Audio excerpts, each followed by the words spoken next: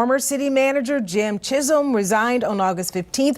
2 days later, the city appointed the director of public works, Glenn Whitcomb, as interim city manager. The city's deputy city manager also resigned earlier this month. The Spectrum News 13's Maciel Leiva is joining us live from the city of Deltona. So you have the chance to speak with some city leaders and some residents about the process moving forward. Maciel, good evening.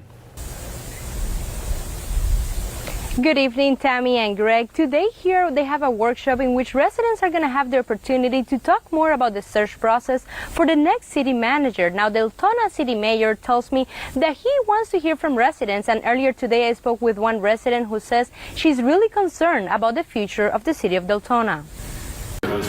Less than 1 year after being selected as City of Deltona's interim city manager, Jim Chisholm submitted his resignation last Tuesday, August 15. He still had some time, so I'm extremely disappointed because I believe the commission as a whole trusted him. I believe it was a little unethical to leave a city the way he did.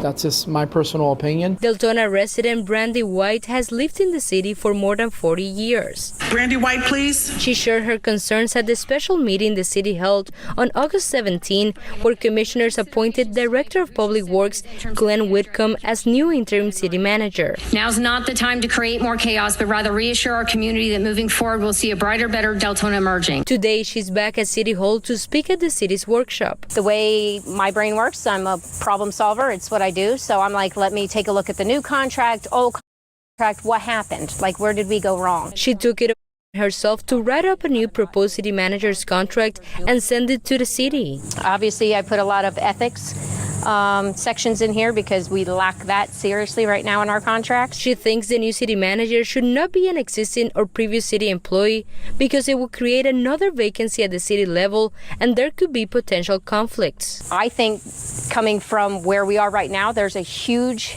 break between residents in our city. We need to bridge that gap because, to be honest, it's not going to be effective. Any type of government's not going to be effective if the people aren't on board.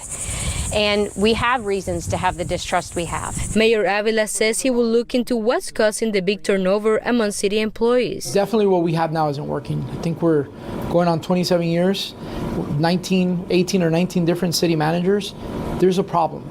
There's a huge problem and a big disconnect. White hopes the applicant will be someone who is transparent and maintains good communication with residents to bridge the gap between the city government and the people. It's not completely hopeless, but it's still a struggle, and more and more residents are getting real tired of seeing these things, you know, open checkbook, but we're the ones struggling out here.